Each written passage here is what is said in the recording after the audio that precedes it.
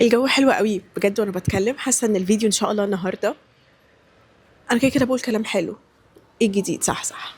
اتمنى الطاقه بتاعت الفيديو ده توصل لكم قوي لان انا مبسوطه. لابسه بني، انا بحب البني. الجو حلو والشتاء دخل، وهتلاقوا كل شويه الهواء عمال يخبط جامد في الطرحه، فالجو لذيذ. شايفين؟ المهم، المغرب. الله اكبر، الله اعظم، ولا لله. اول حاجه معانا، عايزاكي تحسي كلامي قوي وتفهميه. مش تقولي منى قالت واحد اتنين تلاته، طب خلاص. لا، لو انت مش فاهماه كده انت ما استفدتيش حاجه. حاولي تحسي على قد ما تقدري، وهديكي امثله. مهما خدتي نصايح من حد، مهما سمعتي فيديوهات تحفيزيه، مش هيأثر عليكي المشكله اللي انت بتمري بيها في حياتك بالطريقه اللي انت متخيلاها. يعني مثلا انت شايفه ان الدنيا مقفله في وشك، وان انت مش لاقيه الحاجه اللي انت عايزاها، مش لاقيه شريك حياه، الدنيا طولت، مش لاقيه شغل، مش مفيش سعاده في حياتك، يومك روتيني، صحابك بتوع حوارات.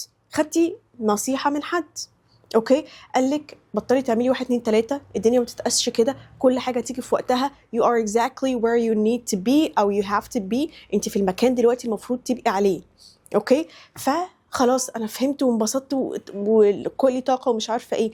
مش هتلاقي تاني يوم ولا تاني اسبوع المشكله اتحلت، اوكي.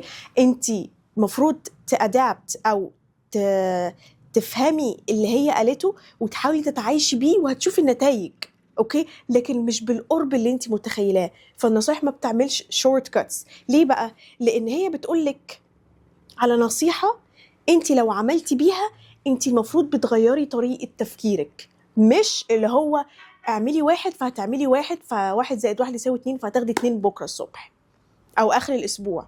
مش بتعمل شورت كاتس خالص بالطريقه اللي انت متخيلاها. فبالتالي هي قالت لي اعمل واحد اتنين تلاته وانا زهقت على طول وبطلت اعمل. انت الغلطانه، مش هي اللي ادتك نصيحه غلط، اوكي. هي مش بتقولك اعملي، مش بتقولك حطي، مش مثلا المكرونه ضلعه فانت حطي ملح، حطيتي ملح خلاص بقت مظبوطه. دي الطريقه اللي انت متخيله بيها النصيحه المفروض تشتغل بالطريقه دي معاكي. لا، هي النصيحة عبارة عن فكرة. الفكرة، عارفين في جملة كده، لو ما جبتهاش هكتبها هنا، اللي هي يقول لك ايه، الافكار لما تفكر كتير بتبقى عبارة عن اكشنز. الاكشنز او الفعل اللي انت بتفعله بناء على الافكار دي لما بتواظب على الاكشن بتبقى هابت، بتبقى عادة. فانت، هي قالت لك فكرة ناقص تبقى اكشن، وبعد كده ناقص تبقى عادة، اوكي. انت بتقولي فكرة وشكرا انا عايزه نتيجه، لا، محتاجه تقتنعي بالكلام اللي هي قالته. لو اصلا النصيحه انت بتقتنعي بيها، انت بتاخديها كانها حاجه تحفيزيه، اللي هي شويه وهتهدى، يومين وما هتهدى. تمشي من عندك صاحبتك اللي تديكي النصيحه، هتقعدي تقلبي على التيك توك شكرا كانها ما عادتش معاكي اصلا، اوكي. على فكره دماغنا بقت كده، انا دماغي على فكره بقت كده، يعني انا بعترف بحاجه زي كده وانتوا اكيد كمان. فما تعتمديش ان لما حد يقعد معاكي يبقى خلاص كده المفروض المشكله تتحل، وبعدين ايه، شفتوا؟ شايفين؟ انا برضو بسقط. لا تسمحوا لي اعمل اعلان صغير في براند، لوكال براند، اسعارها انا بتخانق معاها عشان اسعارها قد ايه زهيده في الزمن ده. بس بجد تركيب البرفيومز بتاعتها بالثبات بتاعها، يعني انا ارش مثلا وانا نايمه ابقى شامه نفسي، تاني يوم الصبح ابقى شامه نفسي. استنوا اوريكم الباكجينج بكل حاجه. اول حاجه دول ازازتين، اوكي. الباكجينج دي بتكون كده، تمام. خليني اقول لكم بقى البرفيومز اللي انا بحبها في السريع. ويدنج سيلك بتاع كيالي ملوش حل. المفروض ما اقولش ايه الحاجات اللي انا بحبها، يعني كل واحده يكون ليها ريحتها المميزه. وده اللي هو جون بول جولتيير. amazing, it's amazing بجد يا جماعه، بجد. انا مش عارفه اقول لكم ايه. انا من الناس اللي هفرح بجد قوي لو هي كبرت بجد، لان هي تستاهل كل خير. والاونر اصلا بنوته صغنونه مجتهده قوي، ناقصها بس انها تتعرف. ودول الاربعه، بس انا في واحده لسه جوه، معلش. معلش بقى اعذروني، مش هقدر اقول لكم. بس واحده منهم عود اصفهان بتاع ديور. it's the same عارفين يعني ايه نفس الاوريجينال؟ نفس الاوريجينال. انا واحده صاحبتي جايباها اوريجينال ورحت جابت بتاعتها وانا جبت بتاعتي، فقلت لها شمي دي كده الاول. قالت لي ايه؟ انت عارفه انا جايباها بكام؟ قلت لها عارفه دي بقى بكام؟ لا لا لا لا لا لا لا، يعني كميه البرفيومز اللي انا جايباها من ماء النور انتوا مش متخيلين. ده بس اللي هو جبتهم الشهر اللي فات، يعني في من قبل كده اصلا انا على طول بركب عندها. انت قبل ما تنامي اعملي نفسك للجيم برفيوم، وقبل ما تنامي وفي مناسبه او سهره او وانت خارجه على طول رشي برفيوم. انت هتلاقي نفسك دولابك كله برفيومز، بيجاماتك كلها برفيومز، السرير بتاعك برفيومز. انت في البيت هتبقى ريحتك حلوه من كتر ما اسعارها حلوه. جايبه لكل مناسبه مثلا برفيوم وبترشي في البيت عادي، اللي هو مش خايفه وركناه، لان انت ممكن تجيبي منه تاني عشان اسعارها. انا بقول لها فين المكسب، بجد بقول لها فين المكسب.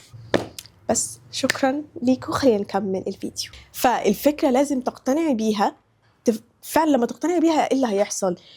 لما تقتنعي بيها تبداي شويه شويه يبان ده في افعالك. لما يبان ده في افعالك وانت مقتنعه بقى بالفعل، نيجي للمرحله الثانيه، انت مقتنعه بالفعل اللي بتعمليه هتواظبي عليه. لما تواظبي على الفعل هيبقى عاده، مش فكره ان انت حد قال لك حاجه ومستنيه النتائج زي المكرونه الدلع اللي حطيتي عليها الملح بتظهر نتائج على طول.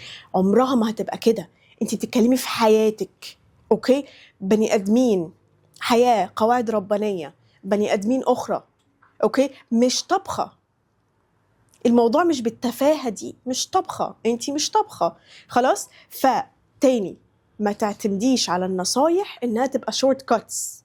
هي مش هتختصر الطريق، هي المفروض تخش في 3 مراحل.